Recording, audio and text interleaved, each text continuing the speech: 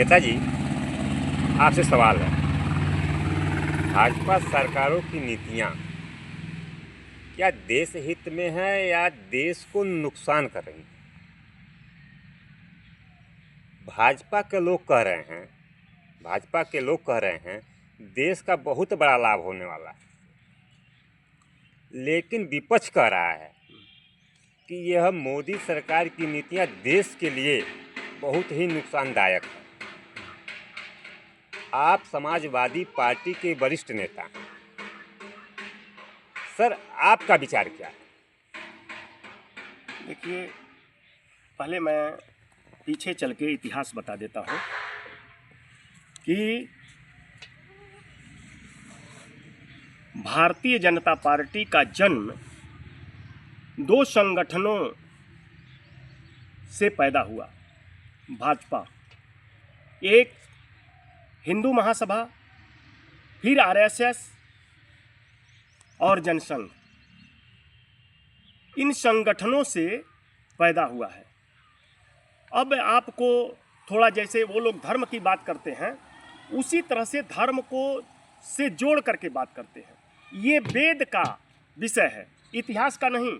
इतिहास पढ़ेंगे तो कुछ और हो जाएगा, लेकिन जो वेद वो लोग पढ़ते हैं, भाजपा के लोग जिन वेदों से उदाहरण देते हैं और किसी को रावण और किसी को दुर्योधन कह देते हैं, संसद के अंदर कह देते हैं, तो उसके हिसाब से मैं कह रहा हूँ कि जब देश के अंदर जब कभी भी 1000 वर्ष, सैकड़ों वर्ष पहले समुद्र का मंथन, जो वेद में लिखा है, समुद्र मंथन हुआ, तो उसमें से बहुत सारी चीज़ें निकली और बहुत सारी चीज़ों में एक अमृत भी और एक विष भी, दो चीज़ें निकली, अमृत और विष।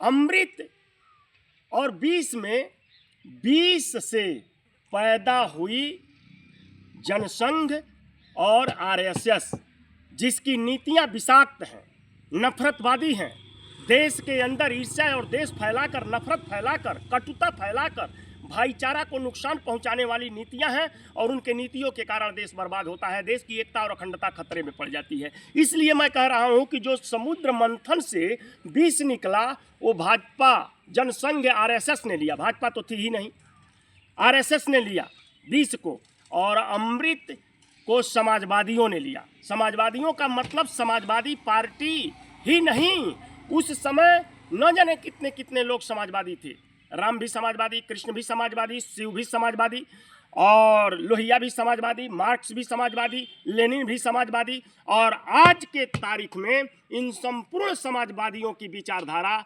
भारतवर्ष के एक शख्स के अंदर है, जो हम लोगों के नेता हैं, समाजवादी पार्टी के राष्ट्रीय अध्यक्ष माननीय अखिलेश यादव जी, माननीय शिवपाल सिंह यादव जी, समाजवादी पार्टी के अंदर है। तो अमृत जो हुआ वो समाजवादियों ने लिया, इसलिए कि समाजवादी नफरत को मिटाते हैं, समाजवादी देश के अंदर प्यार, बंधुत्व और भाईचारा पैदा करते हैं। तो ये अमृत का काम करते हैं। और भाजपा, आप देख लीजिए, पूरे देश के लोग देख रहे हैं, देश के अंदर विष वमन कर रही है, देश के अंदर नफरत फैला रही है, राम और रहमान में अंतर बता रही है, हिंदू, मुस्लिम, सिख, ईसाई सभी को आपस में समय समय पर अपने चुनावी लाभ और चुनावी एजेंडे को लेकर के और वो एक्शन लेती रहती है कि अब किसको लड़ाना है, अब किसको लड़ाना है। आज तक संविधान खत्म कर रही थी, अब जनरल पर अटैक कर दिया, ओबीसी लोगों को और एससी एसटी को लाभ पहुंचाने की बात कर रही है और जनरल कास्ट के लोगों का नुकसान पहुंचाने की बात कर रही है। तो वो वोट की सियासत करती है। इसलिए मैं कहता हूं कि समुद्र मंथन का जो विष निकला वो जनसंघ और आरएसएस के खेमे में है, और जो अमृत निकली वो समाजवादियों के खेमे में है। अब मैं एक बात आपसे कहता हूं, इन हिंदू महासभा और जनसंघ से जो बच्चा जन्म लिया 1985 में, उस बच्चे का नाम है भाजपा।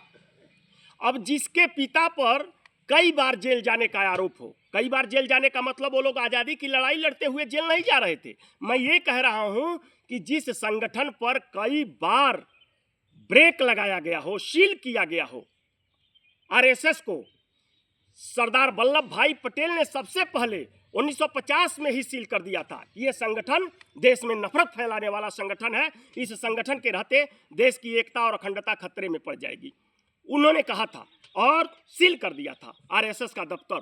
तो जिस दफ्तर को देश के अंदर अब तक कई बार सील किया जा चुका हो, यानी जिस बच्चे के पिताजी चोरी और डकैती में कई बार जेल जा चुके हो, उसका बच्चा कैसा होगा?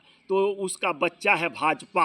अब मैं बता रहा हूं भाजपा को, अब तो आप देख रहे होंगे, पूरे देश की जनता भी देख रही है। मैं जनता से अपील करता हूं कि अब तो पूरी तरह दूध और पानी की तरह साफ हो गया है कि देश और प्रदेश की भाजपा सरकारें एक लुटेरी सरकार हैं।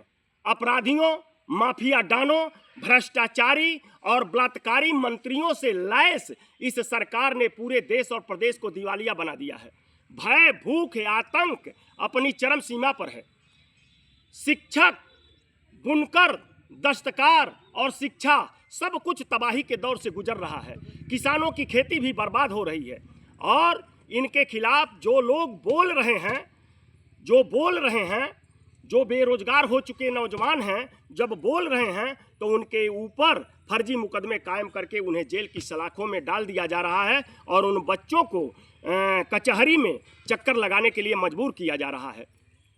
मैं तो आपसे कह रहा हूं, आप लोगों से कह रहा हूं कि देश के अंदर किसान का प्राथमिक अधिकार उससे छीन लिया गया है। किसानों से उनका प्राथमिक अधिकार छीन लिया गया है। उनके खून और पसीने की गाढ़ी कमाई का सारा धन इस देश के शोषक पूंजीपति हड़प जाते हैं।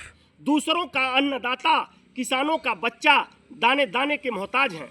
सुंदर महलों का, बड़े बड़े होटलों का निर्माण करने वाले बढ़ई, बेलदार और राजगीर के बच्चे गंदे बाड़ों में रहकर अपनी जीवन लीला को समाप्त कर रहे हैं। दूसरों के अन्नदाता के बच्चे भूखों मर रहे हैं। किसानों की आत्महत्याएं हो रही हैं।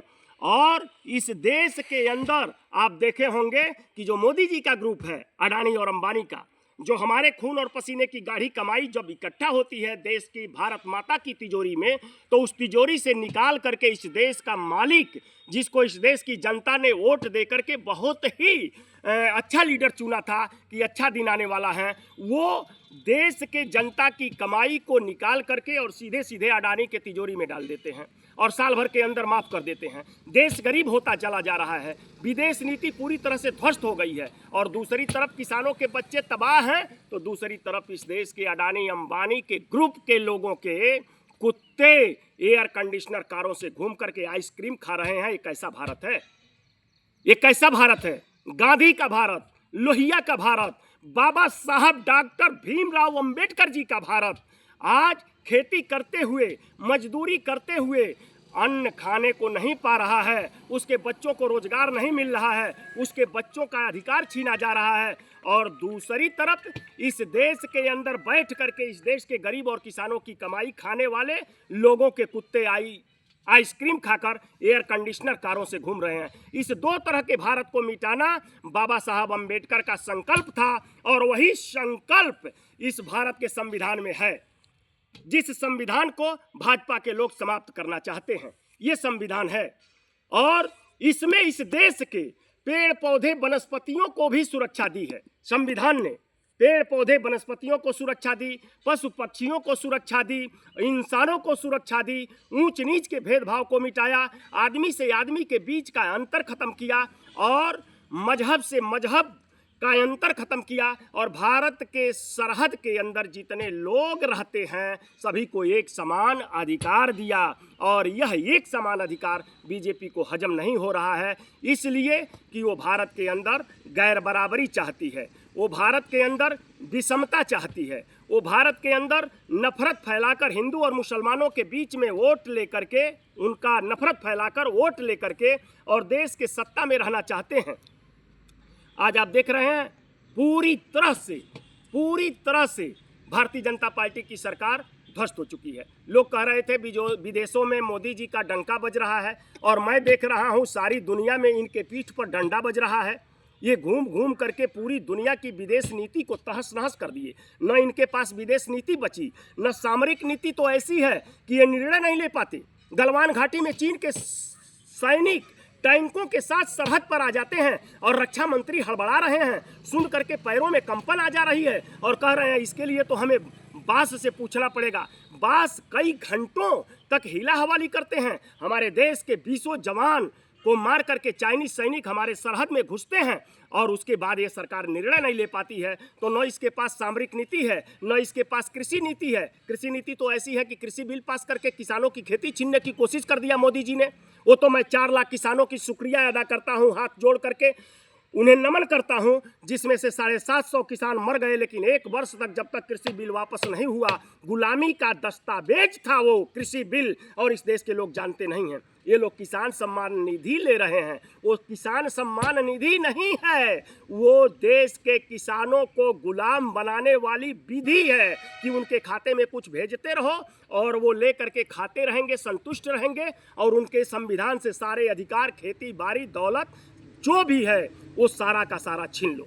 तो इस तरह से भारतीय जनता पार्टी की सरकार देश हित में नहीं है। नरेंद्र जी कहाँ कहाँ सरेंडर बोल रहे हैं। अभी अभी कहते हैं मैं पाकिस्तान को नेस्तनाबूद कर देता। मैं कह रहा हूं कि आज अगर हमारे नेता धरती पुत्र माननीय मुलायम सिंह यादव जी रक्षा मंत्री रहे होते तो चीन की हेकड़ी बंद कर दिए होते।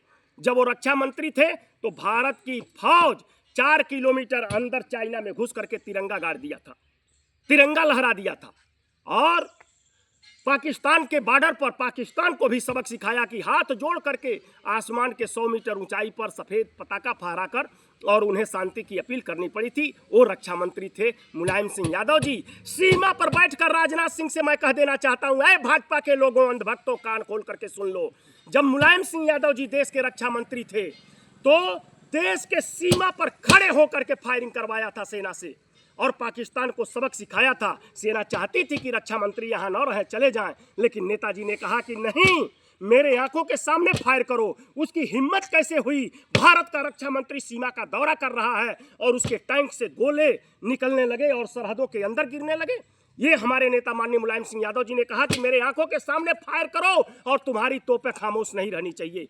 1 घंटे के अंदर सैकड़ों पाकिस्तानी सैनिक जमींदोज हो गए। जो टैंक गिरते थे गड्ढा बन जाता था, दूसरा गोला गिरता था तो उसमें सैनिक गिरे रहते थे और मिट्टी से ढक जाते थे। कई दिनों तक उसकी जेसीबी देखी गई कि खोद खोद करके जमीन और अपने देश के सैनिकों की लाशें निकाल रहे थे।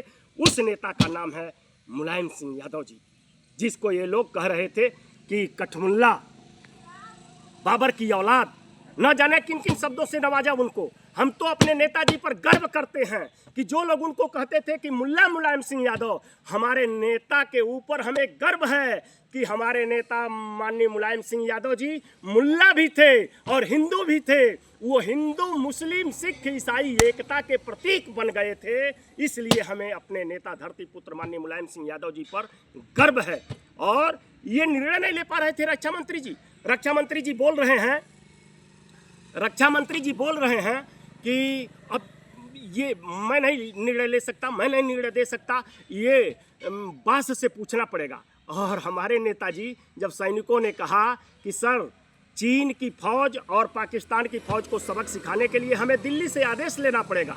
नेताजी ने कहा, मुलायम सिंह यादव जी ने कहा कि दिल्ली का आदेश हर वक्त मुलायम सिंह यादव की जेब में रहता है और मारो, मेरी आंखों के सामने मारो।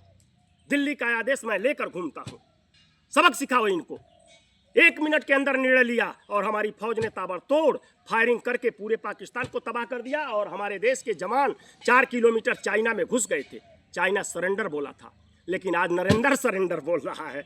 हमारी फौज लड़ रही है और ये कह रहे हैं कि हम फौज को रोकते नहीं। आप फौज को रोकते नहीं। जब फौज ने बढ़त ले लिया था नरेंद्र, तो तुम बताओ कौन आदमी फोन किया तुमको? इस दुनिया का कौन सा विलेन है जो उस वक्त तुम्हें फोन किया कि सेना लड़ रही है और तुम सरेंडर बोल दो? नरेंद्र, तुमने बोला सरेंडर, तुमने उसी आदमी के डांटने पर, अमेरिका के राष्ट्रपति विलेन डोनाल्ड ट्रंप के डांटने पर, जिसको तुम मित्र कहते हो, दुनिया में जितने गद्दार हैं वो सब आपके मित्र हैं।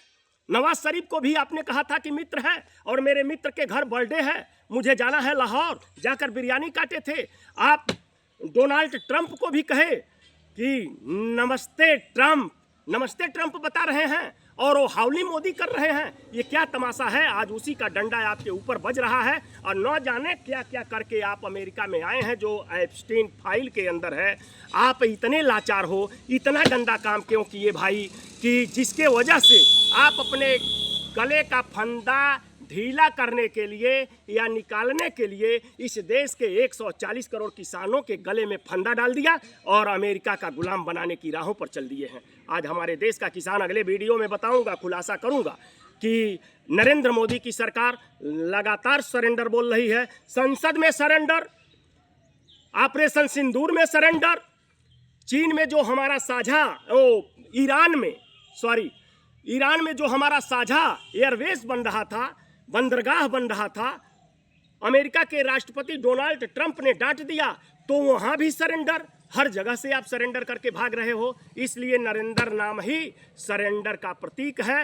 ये देश नहीं चला सकते। संसद में नेता प्रतिपक्ष से डर करके सरेंडर बोल रहे हो, सरेंडर ही बोलते हो, चारों तरफ सरेंडर बोलते हो। इसलिए मैं कह देना चाहता हूं कि भारतीय जनता पार्टी की नीतियां देश को बर्बाद करने वाली हैं, देश को विखंडित करने वाली हैं, देश को तबाह करने वाली हैं, देश के युवाओं के हाथों से कलम छीनने वाली हैं, देश के नौजवानों के हाथों से रोजगार छीनने वाली हैं, उद्योग धंधे सबको चौपट करने वाली हैं, किसानों को बर्बाद करने वाली हैं।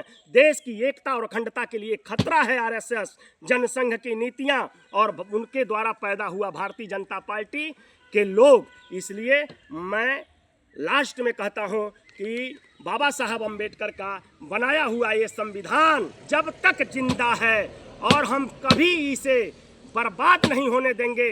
और दावे के साथ कह रहा हूं कि संविधान भारत के अंदर बराबर काम करेगा, सबके साथ बराबरी का अधिकार जो दिया है वो चलता रहेगा। संविधान जिंदाबाद, लोकतंत्र जिंदाबाद, बाबा साहब डॉक्टर भीमराव अंबेडकर जी अमर रहें, अखिलेश यादव जी जिंदाबाद, इंडिया गठबंधन जिंदाबाद और भाजपा भगाओ भारत बचाओ।